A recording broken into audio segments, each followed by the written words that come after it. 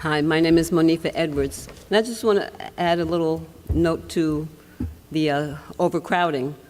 For the first 3 years, first through third grade, I only went to school for half a day, and it was legal. I thought everyone else had done that until I got to 271, so I was even more shortchanged.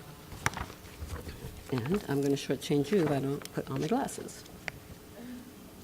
So, decades after the fact, I wrote a poem entitled Naive Child about the trauma I experienced being bused to Gravesend, Brooklyn, at age 11.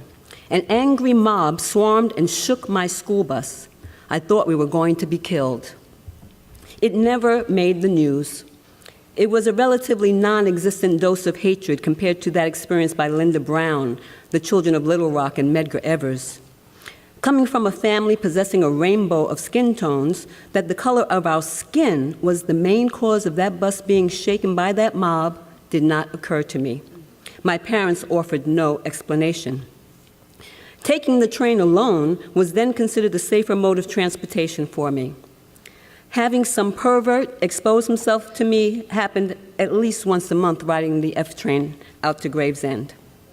I dutifully ended the school year, but announced on the last day of school that I would not be leaving my community for schooling ever again.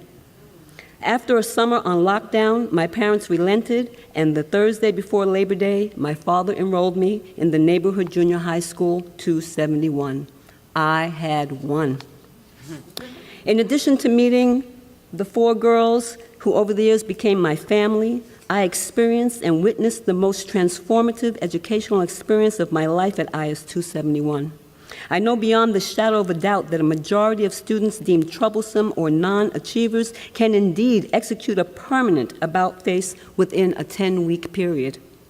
How do non-achievers get turned around in 10 weeks? By receiving an education devoid of malicious educational design, delivered by educators, activists, community leaders, and volunteers whose genuine love is palpable to their students. 271 became an oasis that allowed us to be children rather than walking labels of disadvantage and targeted prejudice. What we learned, and uninhibited learning itself, yielded self-esteem and pride. Children instinctually know to their core who loves them, hates them, or is ambivalent to them. They are going to react accordingly.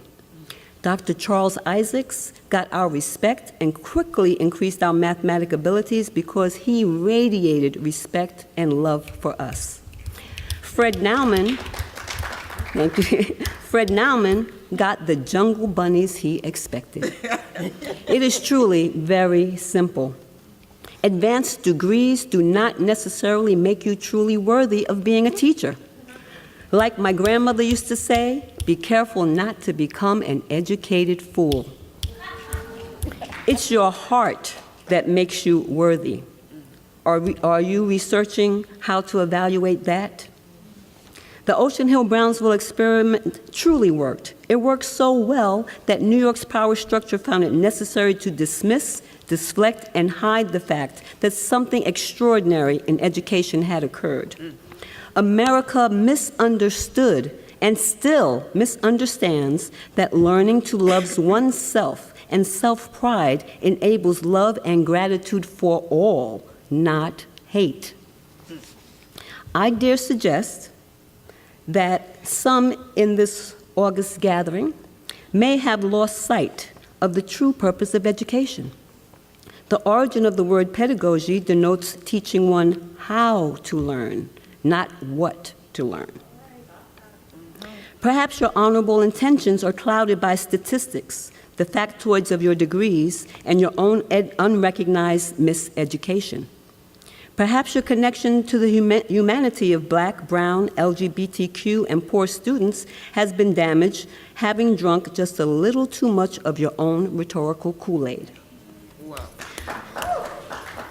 When will the incorporation of the researched fact that race is a social construct be worked into our educational system?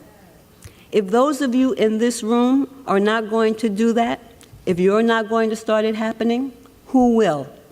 Look into your hearts. I am so very black and so very proud, but I'm here to say it loud that I am beyond ready to further be elevated to live a universally shared reality of being human. I'm ready to live Martin's dream. You in this room have the power to make that finally happen here in this country through our educational system. Will you?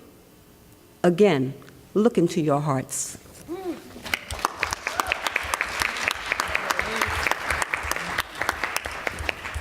The valedictorian. Thank you. Thank you.